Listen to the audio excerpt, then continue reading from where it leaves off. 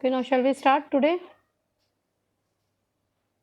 Insulin के बारे में तो हम लोगों ने मैक्सिमम चीज़ें जो थी वो पढ़ लिया था कि what is insulin, how does it functions, उसका मैकेनिज़्म क्या है, what are the actions of insulin and second thing कि और हम लोगों ने क्या-क्या पढ़ा था, साइट ऑफ एडमिनिस्ट्रेशन पढ़ा था, फार्माकोकाइनेटिक्स पढ़ा था एंड प्रिपरेशन ऑफ इंसुलिन पढ़ा था कि what is the preparation, highly purified कैसे होंगे एंड कन्वेंशन इंसुलिन जो होते हैं वो किस तरह के होते हैं, ठीक है? तो इंसुलिन्स तो हम लोगों ने पढ़ लिया था, लेकिन अब हम लोगों को पढ़ना है insulins and with related to this is oral hypoglycaemic drugs, ठीक है? तो ओरल हाइपोग्लाइसेमिक ड्रग्स में क्या-क्या आएगा that will discuss later on, लेकिन अभी इंसुलिन्स के कुछ पोर्शन्स हैं जो बचे हुए थे that are the major uses diabetes mellitus के अलावा और हम लोग इंसुलिन्स का कहाँ-कहाँ पे यूज़ करेंगे, कीटोएसिडियोसिस में यूज़ करते हैं या फिर उसके बाद डायबिटिक कोमा में यूज़ करते हैं। और भी 1-2 जगह पे नॉन डायबिटिक कोमा में भी उसको यूज़ करते हैं, तो कहाँ सॉरी नॉन डायबिटिक बोल रही हूँ, नॉन कीटोनिक कोमा में भी हम लोग यूज़ करते हैं। तो व्हाट आर द यूजेज़, हम लोग इसको कहाँ-कहाँ पे यूज़ करते हैं, today we will study about that only, okay? Got it? ना सी तो सबसे पहले देखिए जब हम लोग इंसुलिन का यूज़ करेंगे तो सबसे पहले डायबिटीज़ मेलिटस में यूज़ करते हैं, ठीक है?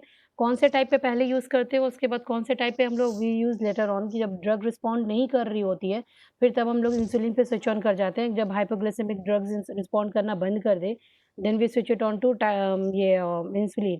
तो कौन से टाइप में हम लोग इंसुलिन डायरेक्टली यूज़ करते हैं? टाइप 1 में। ओके, टाइप 1 डायबिटीज़ मेलिटस में क्यों? क्योंकि वो इंसुलिन डिपेंडेंट होता है, ये तो पता है आप लोगों को, ठीक है? तो टाइप 1 में जो हम लोग यूज़ करते हैं, तो उसमें क्या होता है कि हम लोग 2 तरह के डायबिटीज़ जो होती है, वो पहले भी मैंने बताया था ब्लड ग्लूकोज़ लेवल के ही मॉनिटर करके हम लोग it depends upon our body कि हम लोग क्या इनटेक ले रहे हैं और हमारा ब्लड ग्लूकोज़ लेवल कितना है बॉडी में। तो ये तो फॉर श्योर हम लोगों को पता है कि ब्लड ग्लूकोज़ लेवल के अकॉर्डिंग ही हम लोग उस पेशेंट का उसका डोज़ जो इंसुलिन का होगा, वो हम लोग सेट करेंगे that I said you yesterday also कि उसका हम लोग जो भी रहेगा प्रिपेयर करेंगे, क्लियर? तो इंसुलिन लेवल हम लोग ग्लूकोज़ लेवल हम लोग किस तरह से मेज़र कर सकते हैं? ब्लड टेस्ट करके करते हैं फास्टिंग से और पीपी से जिसने कल मुझे फरहत ने पूछा था ये क्वेश्चन कि पीपी क्या होता है? तो पीपी इज़ पोस्टप्रांडियल क्या होता है कि वो आफ्टर मील मतलब जैसे कि हम लोग खाना खा लिए, अभी ब्लड फास्टिंग के टाइम में जब सुबह में रात में 7 टू 8 आवर्स खा के मतलब रात में खाना खाए 11 बजे या 10 बजे खा के जब हम लोग सोते हैं, ठीक है? तो minimum 7 to 8 hours of fasting होनी चाहिए, तब उसको हम लोग फास्टिंग ग्लूकोज़ लेवल कहेंगे, ठीक है? उसके बाद अर्ली इन द मॉर्निंग हम लोगों ने अपना सैंपल दिया, suppose that by 7 o'clock अगर हम लोगों ने अपना सैंपल दिया, तो उसके बाद फिर हम लोग क्या खाएँगे?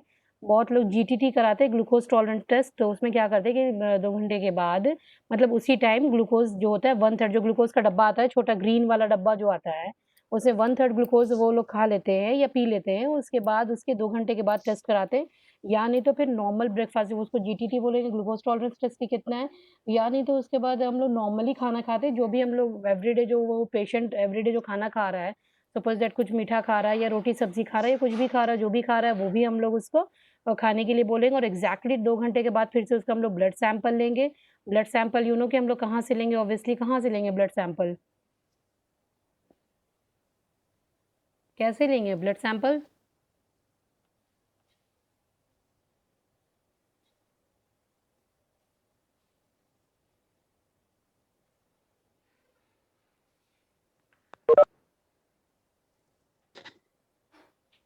सैंपलिंग हम लोग ब्लड से ही लेंगे ना, वेन से ही लेंगे ऑब्वियसली। वेन से इंटर लेंगे या नहीं तो यहाँ हैंड से यहाँ पर से होगा या नहीं तो फिर आर्म्स यहाँ पर से या अगर टॉर्निकेट बाँध के उसके बाद वेन से सैंपल करेंगे और शायद उसके टेस्टिंग के लिए भेज देंगे। उसके बाद जैसे इसकी रिपोर्ट आएगी अगर ऑलरेडी वो इंसुलिन पे है, तो इंसुलिन अगर उसका उतना पे मेंटेन हो जा रहा है glucose level maintenance glucose level कितना होना चाहिए? कल आपको मैंने बताया था कि ठीक है फास्टिंग में कितना होना चाहिए, कितना होना चाहिए द मेंटेनेंस डोज़ अगर उतना पर है, हमारा ग्लूकोज़ मेंटेन कर रहा है, it is within 120 in fasting and above 140 in PP तो ये चीज़ क्या मानी जाती है, आइडियल मानी जाती है। तो उसके बाद हम लोग उसको उतनी डोज़ पे एडजस्ट करते हैं या फिर we will see upon the reference range देख के हम लोग समझ जाएँगे कि हमारा रेफरेंस रेंज क्या है और पेशेंट का रेंज कहाँ पर आ रहा है that according to that only we will determine the dose of the patient, ठीक है? तो डायबिटीज़ में एक तो ये हीमोग्लोबिन लेवल हो गया जिसमें हम लोग ग्लूकोज़ देखते हैं वो डायरेक्टली देखते हैं। एक होता है HbA1c ओके? तो HbA1c क्या होता है इसको हीमोग्लोबिन 1ac बोलते हैं। Clear? Okay, when you go for the direct online आप ये कीजिए, तब इसमें एडमिट होता है। शेड्यूल्ड इसमें ना एडमिट करने की ज़रूरत नहीं पड़ती है। ओके, तो ग्लाइसेटेड हम लोग हीमोग्लोबिन भी देखते हैं। तो ग्लाइसेटेड हीमोग्लोबिन क्या होता है, यानी ग्लाइकोसेटेड हीमोग्लोबिन। तो इसमें क्या होता है कि हम लोग ग्लूकोज का लेवल देखते हैं। ठीक है, इसमें कैसे हम लोग ग्लूकोज का लेवल देखेंगे? इसमें HbA1c ना वो जैसे कि आरबीसी हमारे बॉडी में होता है, तो उसको कितना मंथ्स लगता है टूटने के लिए और वापस से फ्रेश आरबीसी बनने के लिए? व्हाट इज कितने ड्यूरेशन में फिर? 120 days. 120 डेज, 3 to 4 मंथ्स हो गया। ठीक है, तो 120 डेज में क्या होता है कि फ्रेश आरबीसी बनती है। तो हीमोग्लोबिन क्या करता है कि हमारे ब्लड शुगर को क्या करेगा, अपने साथ वो अटैच कर लेता है। ठीक है, तो that is known as glycosylated haemoglobin. ठीक है, तो जब 3 to 4 मंथ्स में आरबीसी हमारा टूटता है, तो उसके बाद ही फ्रेश आरबीसी बनेगा, तब फ्रेश ब्लड शुगर लेवल हमारे बॉडी में आएगी। तो ये चीज़ मानी जाती है कि जब हम लोग HbA1c करवाते हैं, ये टेस्ट करवाते हैं, तो दैट इज़ कंक्लूडेड कि आपको उस टाइम तक 2-3 महीने में आपका ब्लड लेवल, मतलब ग्लूकोज़ लेवल जो आपके ब्लड में था वो कितना था, इसका आपको अंदाज़ा मिल जाता है। ठीक है? जैसे कि फास्टिंग और पीपी हम लोग ग्लूकोज़ का करेंगे, तो that is just for the temporary, उस दिन का या 1-2 दिन जिस दिन है, उस दिन के बारे में पता चलता है। लेकिन HbA1c हम लोग इसलिए करवाते हैं ताकि जो इंसुलिन पेशेंट या डायबिटिक पेशेंट है, या जो इंसुलिन डिपेंडेंट पेशेंट है, या जो ओरल हाइपोग्लाइसेमिक दवा भी खा रहे हैं, तो उनको पता चल सके कि उनका HbA1c लेवल कैसा था, मतलब ग्लूकोज़ लेवल पिछले 2-3 महीने में कैसा था। ठीक है? ये ब्रॉडर पिक्चर आपको देगा, ये आपको दवा अगर आप दे रहे हैं पेशेंट को, तो ये आपको समझ में आएगा ना, कि अगर आप ये दवा दे रहे थे 3 महीने से, अगर ये पेशेंट का ब्लड शुगर लेवल कैसा है, अगर ये 2 महीने से खा रहा है या 3 महीने से खा रहा है, क्रोनिक खा रहा है, या मतलब कि अभी खाना उसने दवा शुरू किया या ऑलरेडी पहले से ऑन मेडिकेशन है, तो ये चीज़ आपको समझ में आएगी। ठीक है? क्लियर है?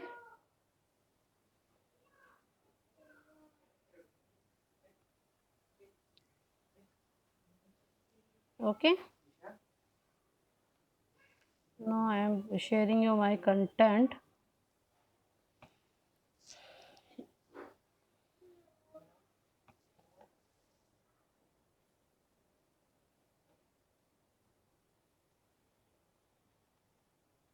Now see, this is HbA1c in diagnosis. Okay? MM0L per mole, इसका क्या मतलब होता है? मिलीमोल्स पर मोल। ठीक है? मोल किसको बोलेंगे? Mole is a scientific unit of an use. तो ये एक यूनिट है जो often used for the measurement of diabetes. Diabetes के मेजरमेंट के लिए हम लोग मोल को यूज करते हैं। और normally we see it in the percentage form. ठीक है, जैसे नॉर्मल होता है बिलो 6% है तो वो गुड कंट्रोल है। प्री डायबिटिक होगा तो 6 to 4.4% होगा।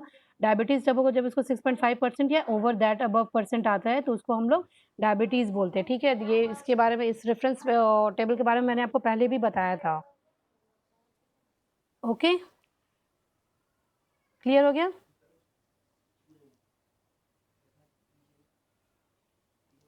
तो HbA1c इसका नाम क्यों है, जो आप लोगों को भी समझ में आएगा कि HbA1c इसको क्यों बोलते हैं।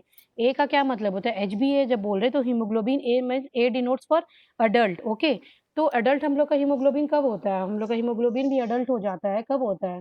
When a person achieve 6 months of age. आप 6 महीने के बाद जब कोई बच्चा पैदा होता है, उसके अंदर जो भी हीमोग्लोबिन बनते हैं, उसके बाद फिर वो ए टाइप बनते हैं। ठीक है, इसलिए उसको हम लोग क्या बोलते हैं?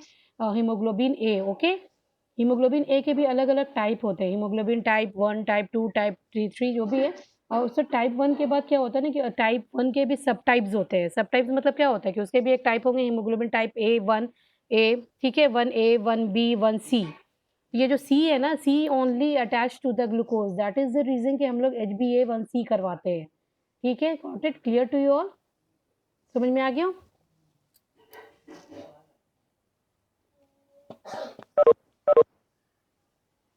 तो 98% ऑफ जो HbA1 होता है वो टाइप 1 ही होता है। ठीक है? क्लियर हो गया?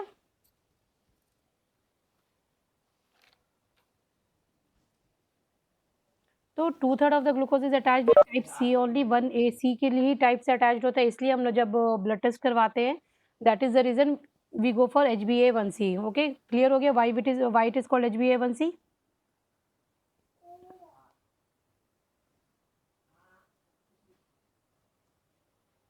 Hello hello. Take the glucose level मतलब ग्लूकोज लेवल को चेक करने के लिए कि पिछले 3-4 महीने में कितना था। हाँ, वही मैं बोल रही, मैं ये नहीं पूछ रही ग्लूकोज की, HbA1c इसको क्यों बोलते हैं, ब्लड टेस्ट का इसका नाम HbA1c क्यों है, वो आप लोगों को समझ में आ गया, ठीक है, वो मैं पूछ रही हूँ। That is clear to you कि जी मैम। ग्लाइकोसिलेटेड हीमोग्लोबिन भी बोलते हैं, ठीक है। Now comes upon the insulin resistance. Insulin resistance क्यों हो जाता है, ठीक है, तो दो कंडीशन होती है, एक होती है एक्यूट और एक होती है क्रोनिक। एक्यूट मतलब क्या होता है, जिसका सडन ऑनसेट हो, जो अचानक से हो, ठीक है। क्रोनिक क्या होता है, किसी लॉन्ग ड्यूरेशन ऑफ डिजीज, कोई भी बीमारी जो बहुत लंबे टाइम से होती है, तो उसको हम लोग क्या बोलते हैं, एक्यूट बोलते हैं, सॉरी क्रोनिक बोलते हैं। तो क्रोनिक का जैसे क्या क्या है, जैसे आप लोगों ने पढ़ा था, क्रोनिक क्या पढ़ रहे थे आप लोग, क्रोनिक अल्सर पढ़ रहे थे ना। ये जब आप लोग डिजीज़ के बारे में पढ़िएगा तो हमेशा उसमें 2 चीज़ आएँगी, एक एक्यूट आएँगी या एक तो क्रोनिक आएँगी। क्रोनिक पेप्टिक अल्सर या एक्यूट पेप्टिक अल्सर, दोनों का आपको ये जो होगा सिम्पटम्स होंगे वो थोड़ा डिफ़र करेंगे। ठीक है, एक्यूट मतलब क्या होता है कि सडन ऑनसेट, जिसका ऑनसेट सडन हो या जो अचानक से हो, या जिसको बोलिए कि जो बहुत ताज़ा हो, जो बहुत नया-नया हो, ठीक है? समझ में आ रहा है? तो एक्यूट रेजिस्टेंस होगा तो, और उसके बाद इसमें भी क्रोनिक रेजिस्टेंस होगा। क्रोनिक रेजिस्टेंस कब होगा कि जब इंसुलिन के लिए एंटीबॉडी हमारा तैयार हो जाएगा, ठीक है। तो ये चीज़ें बहुत कम, मतलब रेयर पाई जाती हैं ह्यूमन इंसुलिन में, और उसके बाद ये हाईली प्यूरिफाइड इंसुलिन में। दैट इज़ द रीज़न कि वी यूज़ मैक्सिमम टाइम्स, जो हम लोग डोजेज अब हम लोग यूज़ करते हैं to avoid this chronic resistance, ये हम लोग इंसुलिन, ह्यूमन इंसुलिन ही यूज़ करते हैं, ठीक है। और एक्यूट में क्या होता है ना कि समटाइम्स इट इज़ रेजिस्टेंस क्यों डेवलप कर जाता है, ट्रॉमा हो, फिजिकल या इमोशनल ट्रॉमा की वजह से, या इन्फेक्शन की वजह से, या कोई भी हाइपरग्लाइसेमिक, अगर आप मेडिसिन यूज़ कर रहे हैं, जैसे कि मान लीजिए ग्लूकोकॉर्टिकोस ग्लूकोकॉर्टिकॉइड्स जो होते हैं वो हाइपरग्लाइसेमिक ड्रग्स होते हैं, अगर हम उसका इस्तेमाल कर रहे हैं तब ड्रग रेजिस्टेंस हो सकते हैं, ठीक है। एलर्जीज अगर हो सकती है तभी एक्यूट आपका ड्रग रेजिस्टेंस होगा, और उसके बाद फिर स्ट्रेस में होगा, ट्रॉमा में होगा, सर्जरीज में होगा, ठीक है। तो ये फैक्टर्स रेजिस्टेंस, एक्यूट रेजिस्टेंस तो कम हो सकता है जब हम लोग उसके ट्रीटिंग फैक्टर्स को दूर करेंगे। तो we will treat the factors, अगर हम लोग फैक्टर्स को ट्रीट करते हैं, जिस फैक्टर से अगर मान लीजिए कि ये एक्यूट रेजिस्टेंस आ रहा है, अगर उस फैक्टर को अगर हम लोग दूर कर देंगे तो रेजिस्टेंस भी क्या होगा, दूर हो जाएगा, ठीक है। समझ में आया? तो कहीं-कहीं पे कुछ स्कूल ऑफ थॉट्स होते हैं, जो कुछ लोग ऐसे होते हैं कि जिनका मानना होता है वन ग्रुप का कि अबव 200 एमएल अगर यूनिट अगर जा रहा है पर डे, तो उसको हम लोग रेजिस्टेंस मानते हैं, ठीक है। कि इंसुलिन दे तो रहे हैं लेकिन अबव 200 फिर भी ब्लड टेस्ट में 200 ही ब्लड ग्लूकोज लेवल आ रहा है, तो दैट मीन्स कि ये क्या हो रहा है, ये रेजिस्टेंस हो चुका है, ठीक है। यानी तो इंसुलिन हम लोग 200 ये 200 यूनिट पर डे अगर हम लोगों को देना पड़ रहा है, उसके बाद भी ब्लड शुगर लेवल कम नहीं हो रहा है, तो that is called resistance, okay. या कुछ लोगों का मानना है कि नहीं 200 तो बहुत ज़्यादा हो जाता है, अगर 100 यूनिट भी इंसुलिन अगर हम लोगों को एवरीडे एडमिनिस्टर करना पड़ रहा है, तो then that condition will be called insulin resistance. Clear है?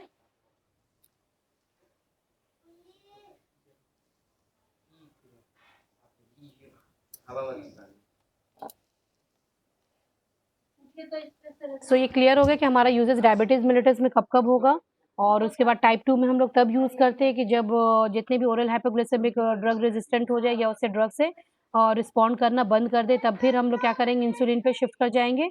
Okay, got it. Now second is the condition is diabetic ketoacidosis, okay. तो diabetic ketoacidosis is a life threatening condition, ये मैंने आपको कल भी बताया था कि it is a very serious complication of a patient, और ये ज़्यादातर किससे होता है, टाइप 1 से एसोसिएटेड होता है, common with type 1। Clear?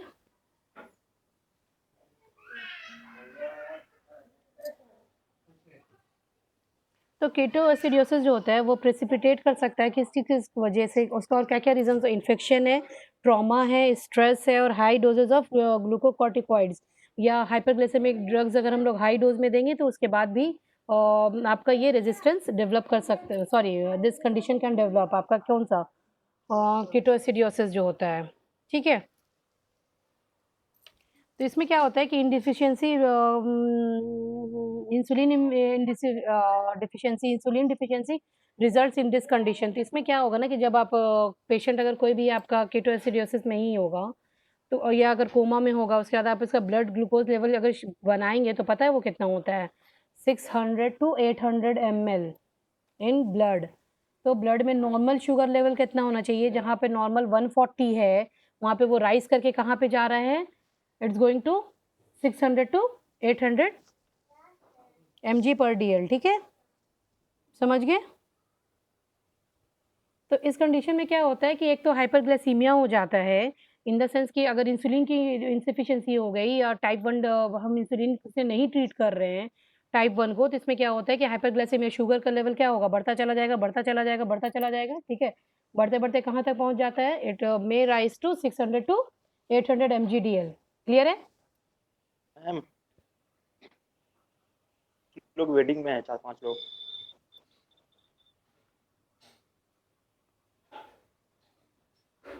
Very good, आपका कंसंट्रेशन लेवल इतना अच्छा है कि आप मेरा स्क्रीन ही देख रहे हैं।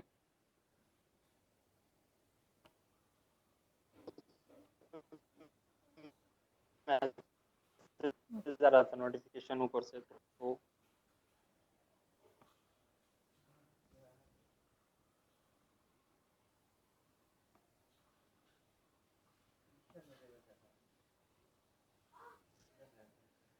ओके, ठीक है।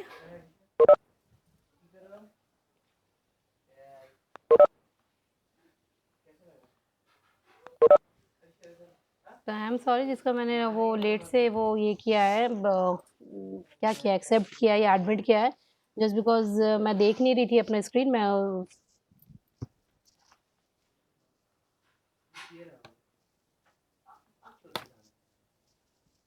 We are talking about something very serious जो हम लोग डिस्कस कर रहे थे, वही मैं अभी आपको बता रही थी कि जब इंसुलिन को हम लोग ट्रीट नहीं करेंगे तो when this condition will arise, तो क्या होगा कि हाइपरग्लाइसेमिक कंडीशन में पहुंच जाए, क्या होगा, ग्लूकोज लेवल ब्लड में बढ़ता चला जाएगा। इंसुलिन क्या करता है, बेसिक काम इंसुलिन का क्या है, सेल्स को क्या करना, सेल्स में बॉडी इंसुलिन।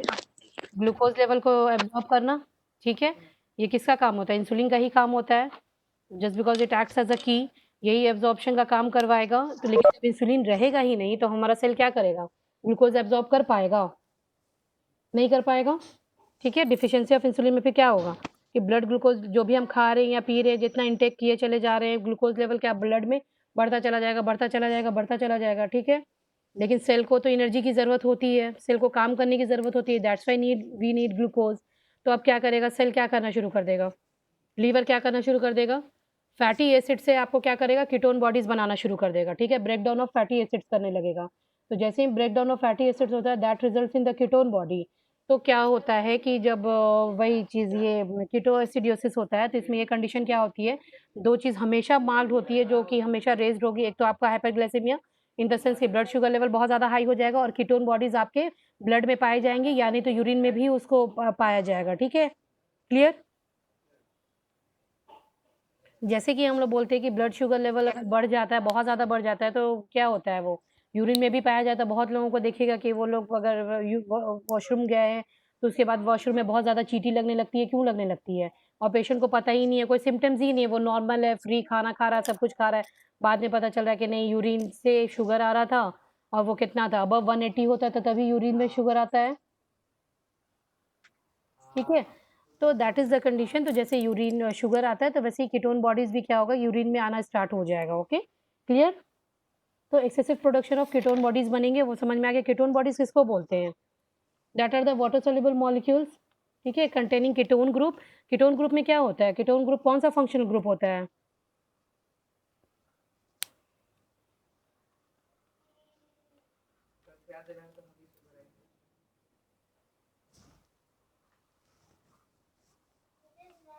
कार्बन ऑक्सीजन जिसमें डबल बॉन्ड में जुटा हुआ होता है, उसी को हम लोग कीटोन ग्रुप बोलते हैं ना। सेंटर में जो कार्बन होता है जो ऑक्सीजन से डबल बॉन्ड से बॉन्डेड होगा, that is also known as ketone group. ये पता है आप लोगों को, आई थिंक सो वॉइस नहीं आ रही, लेकिन मुझे पता है कि आप लोगों को मालूम होगा ये चीज़ वेरी वेल। तो कीटोन बॉडीज किसको कहते हैं, that are the water soluble molecules containing in ketone group that are produced by the liver. तो किससे प्रोड्यूस होगा, लीवर से, from the breakdown of fatty acids during the period of, कब होगा ये चीज़, जब हम लोग स्टारवेशन पे होंगे या बहुत ज़्यादा हमको ग्लूकोज की ज़रूरत होगी या कार्बोहाइड्रेट रिस्ट्रिक्टेड अगर हम लोग डाइट लेने लगते हैं तो हमारा क्या होता है, 5 मिनट बोलो बैठने के लिए, मैं क्लास ओवर होगी तभी देखेंगे, ठीक है? तो एंड इनटेक ऑफ कार्बोहाइड्रेट्स अगर हम लोग कम ले रहे हैं, ठीक, तब ये क्या होगा कि this will happen, this condition will happen, prolong starvation होगा तब होगा, और प्रोलॉन्ग इंटेंस अगर हम लोग एक्सरसाइज कर रहे हैं, जब हम लोग को ग्लूकोज लेवल कम होने लगता है, तो फिर क्या होता है कि लीवर भी और एक्स्ट्रा ग्लूकोज बना के हमारे बॉडी को सप्लाई करने लगता है, ठीक है? तो अब आप you can relate the ketones की ये कंडीशन क्यों आती है, क्योंकि इंसुलिन ही नहीं बन रहा है। ऑब्वियसली जब इंसुलिन नहीं बन रहा है तो शुगर का इंटेक भी सेल में नहीं हो रहा है।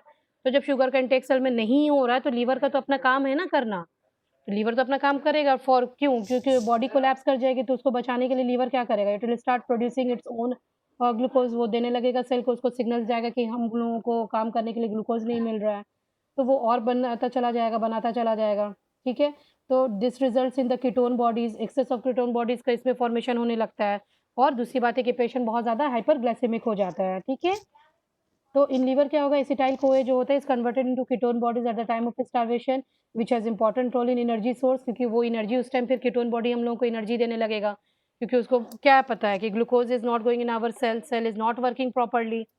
तो ये इसलिए क्या होता है कि जब भी इसलिए बोला जाता है कि whenever you are treating a patient with insulin या ओरल हाइपोग्लाइसेमिक ड्रग से भी अगर हम लोग ये कर रहे हैं डायबिटीज़ को, किसी बहुत ज़्यादा इस चीज़ को हम लोगों को लाइटली नहीं लेना चाहिए, हल्के में नहीं लेना चाहिए। You should treat your patient very carefully और बहुत कॉन्शियसली आपको अपने पेशेंट को ट्रीट करते रहना चाहिए। बराबर उसका आपको ब्लड शुगर लेवल मॉनिटर कराना चाहिए, यानी तो HbA1c लेवल आपको हर 3 महीने पे करा लेना चाहिए, ताकि आप ये देखिए कि आप जो ड्रग दे रहे हैं उससे उसका ब्लड शुगर ग्लूकोज लेवल जो है कितना वो मेंटेन हो पा रहा है या नहीं हो पा रहा है, ठीक है? और स्पेशली NIDM में तो आपको जो IDDM है और उसको तो आपको दिखाना हुआ, ये इंसुलिन वाला जो ये है वो करवाते रहना चाहिए हमेशा, क्योंकि ये जो डायबिटिक कीटोएसिडियोसिस है ये किससे ज़्यादातर ये है, commonly it is associated with type 1। Okay, clear है?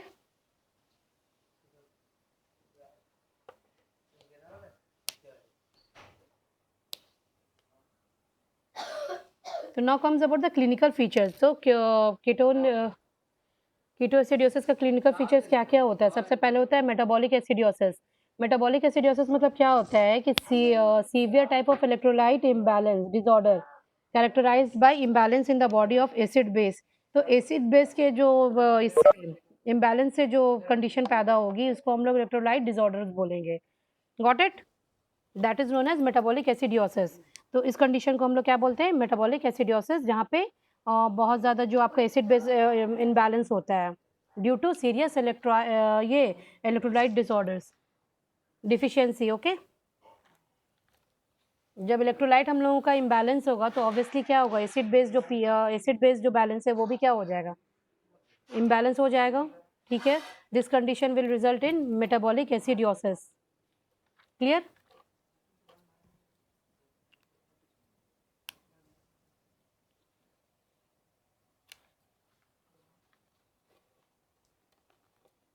Hello, am I clear to you all? Yes ma'am. Voice clear है ना? कोई प्रॉब्लम आज वॉइस में? नो मैम, क्लियर है। क्लियर है, ठीक है। और क्या क्या ऐसे क्लिनिकल फीचर्स होंगे आपके जो डायबिटिक केटोएसिडियोसिस होगा, वो है आपका मेटाबॉलिक एसिडियोसिस जो मैंने अभी आपको एक्सप्लेन करा, ठीक है। Then it will come dehydration with loss of sodium and potassium, तो बहुत सीवियर डिहाइड्रेशन होगा with loss of sodium and potassium, okay. And in the urine causing electrolyte imbalance, nausea होगा, vomiting, abdominal pain, confusion, impaired consciousness and hyperventilation. और बहुत ज़्यादा hyper ventilation हो जाएगा। Hyper ventilation मतलब आप लोगों को पता है, I had said you earlier, I have discussed about this कि हाइपर वेंटिलेशन किसको बोलते हैं। And may proceed to coma, and this is going to proceed in to coma. और कोमा में जब पेशेंट चला जाता है तो इट्स वेरी, मतलब नियरली इट इज सेड कि 90% you lose the patient if patient goes in the diabetic coma, ठीक है। तो बहुत कम देखा गया है कि सर्वाइवल चांसेस रेट्स बहुत मतलब हाई हों, ऐसा नहीं होता है। तो जब डायबिटिक केटोएसिडियोसिस में अगर पेशेंट चला जाता है तो हम लोगों का क्या रहता है, टारगेट ये रहता है कि 600 और जो 600-700 तक चला गया है ब्लड शुगर लेवल, वो आके कहाँ पर स्टॉप हो जाए, minimum it should be to 300 mg पर DL, ठीक है। वहाँ तक हम लोगों को मेंटेन करने का वो टारगेट होता है कि वहाँ तक किसी भी तरह से ब्लड ग्लूकोज लेवल हम लोग डाउन करके वहाँ तक लेकर आएँ। हालाँकि 300 अपने आप में भी हाई है, लेकिन उससे क्या होता है कि उस कंडीशन में आपको डायबिटिक केटोएसिडोसिस नहीं होता है, ठीक है? तो ट्रीटमेंट इसमें क्या होगा? सबसे पहले कि कीटोन बॉडीज़ होते हैं, उसके बाद हाइपरग्लाइसीमिया होता है, तो फिर हम लोग treatment of hyperglycaemia, correction of hyperglycaemia करेंगे, वो कैसे करते हैं? आईवी रेगुलर इंसुलिन जो बोला था मैंने पहले भी कि सिर्फ़ रेगुलर इंसुलिन जो होता है उसी को हम लोग सिर्फ़ आईवी देते हैं, ओके गॉट इट? 0.1 यूनिट पर केजी फॉलोड बाय 0.1 यूनिट पर केजी पर आवर। तो सबसे पहले जो लोडिंग डोज़ अगर हम लोग देते हैं तो 0.1 यूनिट पर केजी देते हैं, पेशेंट का जितना वेट होगा उसी हिसाब से इंटू मल्टीप्लाई कर देंगे आप 0.1 से, क्लियर है? फिर उसको फॉलो करेंगे 0.1 केजी पर आवर, फिर घंटे उसको उतना हम लोग आईवी देते रहेंगे, ठीक है? टिल द पेशेंट रिकवर्स, जब तक कि पेशेंट रिकवर नहीं करेगा तब तक हम लोग ये उसका रिजिम फॉलो करेंगे। और once the patient has been fully recovered, अगर आपके इंसुलिन एडमिनिस्ट्रेशन से पेशेंट फुल्ली रिकवर कर जाती है, तो subcutaneous insulin should be administered 30 minutes before stopping the infusion. तो इन्फ्यूजन को स्टॉप करने से 30 मिनट पहले आपको सबक्यूटेनियस भी देना होता है, ठीक है? सबक्यूटेनियस इंसुलिन भी देना होता है, क्लियर? कल जितने भी हम लोग टाइप्स ऑफ इंसुलिन हम लोगों ने पढ़ा था, उसमें पढ़ा था कि कौन से इंसुलिन हम लोग सिर्फ देते हैं सबक्यूटेन, और आईवी कौन से इंसुलिन देते हैं? आपका प्लेन वाला या रेगुलर वाला, और जिसको हम लोग सॉल्युबल बोलते हैं उसी को देते हैं, ठीक है? Got it?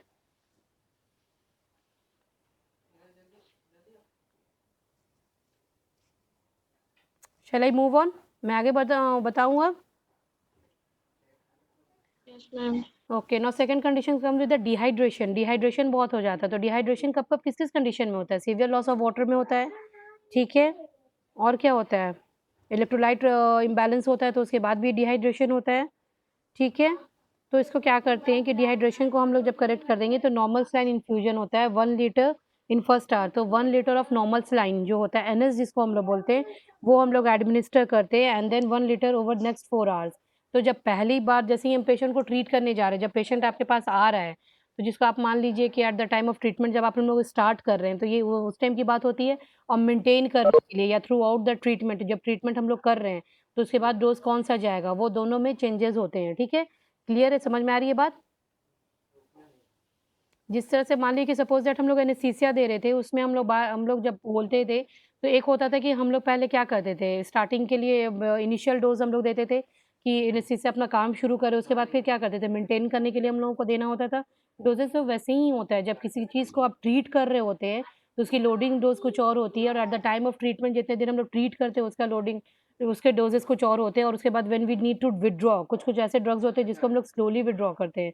जैसे कि आपके जितने स्टेरॉइड्स होते हैं, वो आप डायरेक्टली उसको ऐसे बंद नहीं कर सकते। Suppose that we are giving 2 tablets per week, तो उसको फिर आपको हाफ टैबलेट 1 टैबलेट पे आना पड़ता है 1 वीक, उसके बाद आपको हाफ टैबलेट करना होता है, और उसके बाद उस तरह से आपको कंप्लीटली उसको विथड्रॉ करना होता है, ठीक है? क्लियर? इसमें क्या बोल रहे हैं कि normal saline infusion 1 litre first hour and then 1 litre over next 4 hour. तो हर 4 घंटे पे फिर आप इसको 1 लीटर एनएस देते रहेंगे to for balance of electrolyte, जो डिहाइड्रेशन हो रहा है उसको ओवरकम करने के लिए, correct? And then correction of acidosis, क्योंकि मेटाबॉलिक एसिडियोसिस भी हो रहा है, तो उसका करेक्शन हम लोग कैसे करते हैं? सोडियम बाइकार्बोनेट से। तो we administer sodium bicarbonate. Very good.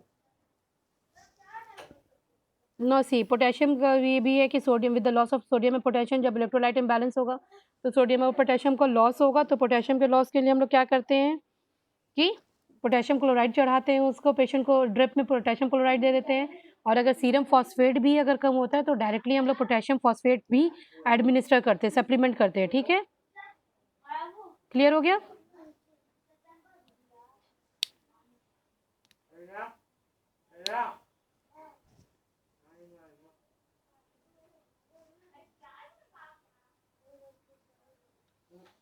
Hello? Ma'am एक बार और रिपीट कर दीजिए, थोड़ा फास्ट समझ में आया। किस चीज़ को? वो अच्छा, डायबिटिक एसिडियोसिस का आपको समझ में आ गया कि what is this condition called? ये आपको ट्रीटमेंट फिर ट्रीटमेंट आपको पता करना है, तो ट्रीटमेंट में पहले हम लोगों को क्या जानना है, किसी भी चीज़ का ट्रीटमेंट हम लोग कब करेंगे? जब उसका हम लोगों को क्लिनिकल फीचर्स पता चलेगा कि उसके फीचर्स किस तरह के, उसी पे हमारा ट्रीटमेंट डिपेंड करेगा, ठीक है? तो क्लिनिकल फीचर्स में मैंने अभी आपको क्या-क्या बताया था कि क्या-क्या था? मेटाबॉलिक एसिडियोसिस था, डिहाइड्रेशन था, सोडियम एंड पोटेशियम का लॉस था, और क्या था, इलेक्ट्रोलाइट इम्बैलेंस था, nausea, vomiting, abdominal pain, confusion, impaired consciousness, hyper ventilation, ये सारे थे। उसके बाद तो फाइनली कोमा है, कोमा के बाद डेथ है। तो ये चीज़ था, ठीक है। तो इसमें जो हम लोग ट्रीटमेंट करेंगे, सबसे पहले उसको किस चीज़ को हम लोग दूर करने की कोशिश करेंगे, हाइपरग्लाइसीमिया को। हाइपरग्लाइसीमिया हम लोग किस तरह से एडमिनिस्टर करेंगे, वही मैंने आपको बताया कि जब पेशेंट आपके पास आ रहा है and if he is in coma, तो उसको क्या करते हैं कि प्लेन इंसुलिन 0.1 पर केजी देते हैं, ठीक है, eight the time of administration. जैसे ही पेशेंट आपके पास आया, जैसे ही आपने उसका ट्रीटमेंट स्टार्ट किया, तभी उसको हम लोग देंगे, ओके। आपने 0.1 यूनिट पर केजी के हिसाब से अब पेशेंट को आपने ये इंसुलिन दे दिया, ठीक है, क्लियर। अब इसमें कोई कन्फ्यूजन? No ma'am. आईवी देंगे या सबक्यूटेनियस एससी देंगे? देंगे क्या देंगे? आईवी। आईवी देंगे, गुड, ठीक है। और उसके बाद क्या करेंगे, हर घंटे घंटे 0.1 पर केजी मतलब क्या, यहाँ पे किसके केजी के रिस्पेक्ट में बात हो रही है, पेशेंट के बॉडी वेट के बारे में बात हो रही है। पेशेंट का बॉडी वेट जितना होगा उतना इंटू मल्टीप्लाई आप कीजिएगा 0.1 से, समझ में आ गया, per hour by continuous IV infusions. तो आईवी इन्फ्यूजन्स आप कंटिन्यूअसली लगाइएगा। इन्फ्यूजन्स मतलब क्या होता है, पानी चढ़ता है, जो आईवी जो हम लोग लगाते हैं, जो पानी देते हैं उसी को बोलते हैं, ठीक है। तो हम कंटिन्यूअसली 1-1 घंटे पे आपको उसके बाद 0.1 इंसुलिन आपको देते रहना पड़ेगा। क्लियर हो गया, जितना उस पेशेंट का बॉडी वेट होगा। क्लियर है अब?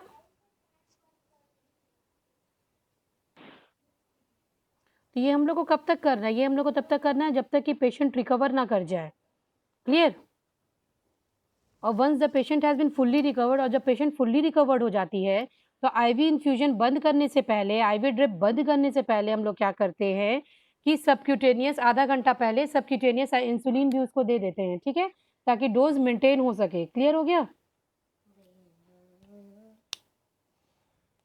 एनी प्रॉब्लम इन दिस, कोई कंफ्यूजन है इसमें? No ma'am. अब क्लियर है बिल्कुल? Yes ma'am. Okay, and this is something very important. अगर आप जब आप पढ़िएगा इंसुलिन, अगर आप पढ़िएगा या फिर डायबिटीज़ अगर आप पढ़ रहे हैं, और अगर फाइनल ईयर में भी मेडिसिन जाके आप पढ़िएगा, तो ये कंडीशन आपको पढ़ना ही पढ़ना है। और ये it should be very clear in your mind कि इसका ट्रीटमेंट कैसे होता है, इसके क्लिनिकल फीचर्स क्या होते हैं, तो ये आपके लिए भी अच्छा रहेगा, ठीक है। Now comes on the correction of dehydration. तो डिहाइड्रेशन का करेक्शन हम लोग कैसे करेंगे, तो fluid and electrolyte replacement is important. Normal saline, तो नॉर्मल सलाइन को हम लोग एनएस भी बोलते हैं। तो नॉर्मल सलाइन का इन्फ्यूजन दिया जाता है, कैसे दिया जाता है उसको, 1 लीटर इन फर्स्ट आवर, पहले घंटे में 1 लीटर दिया जाता है, ठीक है। जो फर्स्ट आवर होगा उसमें हम लोग 1 लीटर देंगे, उसके बाद नेक्स्ट 4 आवर में, अगले 4 घंटे में फिर 1 लीटर देंगे, क्लियर। तो इसी तरह से अगर जब तक पेशेंट हमारा होश में नहीं आ रहा है और जब तक कि ड्रग रिस्पॉन्ड नहीं कर रहा है, वो हर 4-4 घंटे पे हम लोग 1-1 लीटर एनएस देते रहेंगे, ठीक है।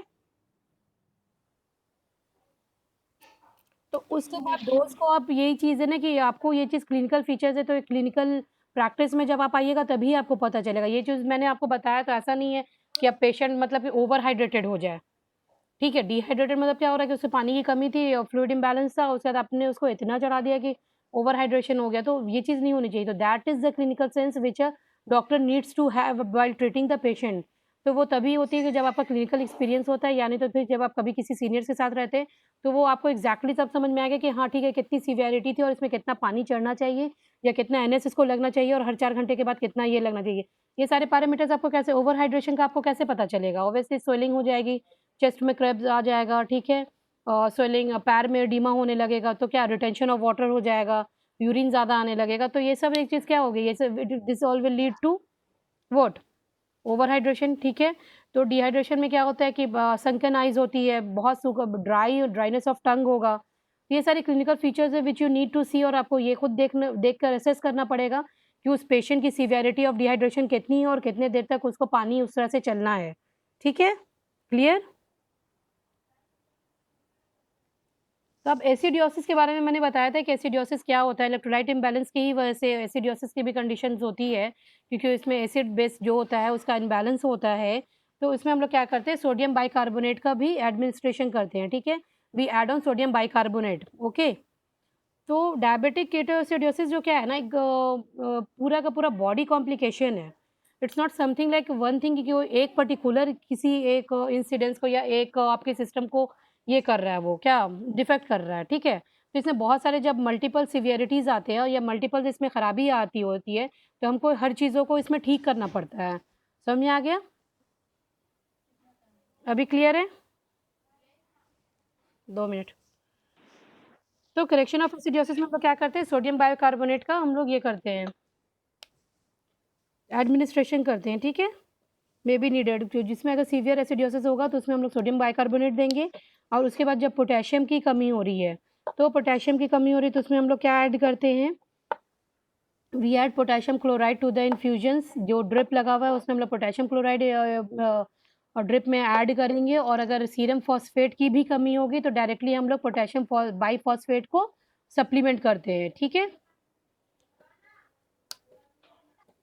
So our main aim is कि ब्लड ग्लूकोज लेवल हमारा कहाँ पर कितना तक पहुंच जाए।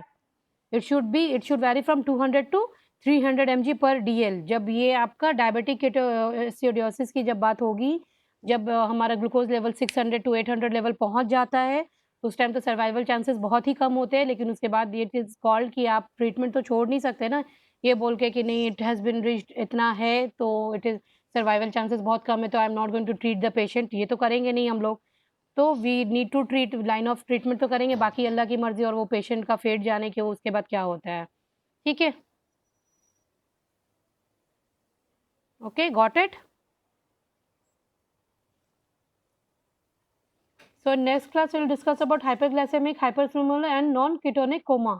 ये सारे कोमा में हम लोग इंसुलिन कब यूज़ करते हैं वो करेंगे। और उसके बाद फिर हम लोग then will switch on to the oral anti diabetic drugs. Oral anti diabetic drugs में हार्डली 1 या 2 क्लास और लगेगी। उसके बाद your insulin will be completed. Then I think so I will start with the thyroids. Okay, ये Friday को हम लोग थायराइड स्टार्ट करेंगे या सैटरडे को थायराइड आई विल स्टार्ट, ठीक है? Any confusion in this?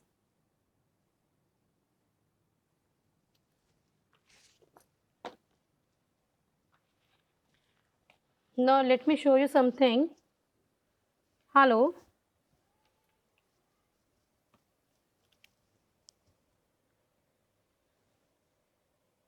Hello.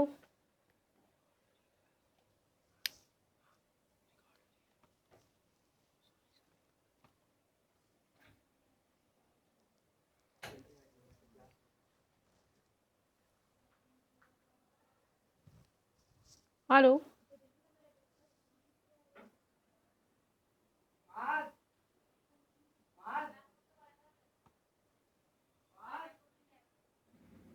Hello.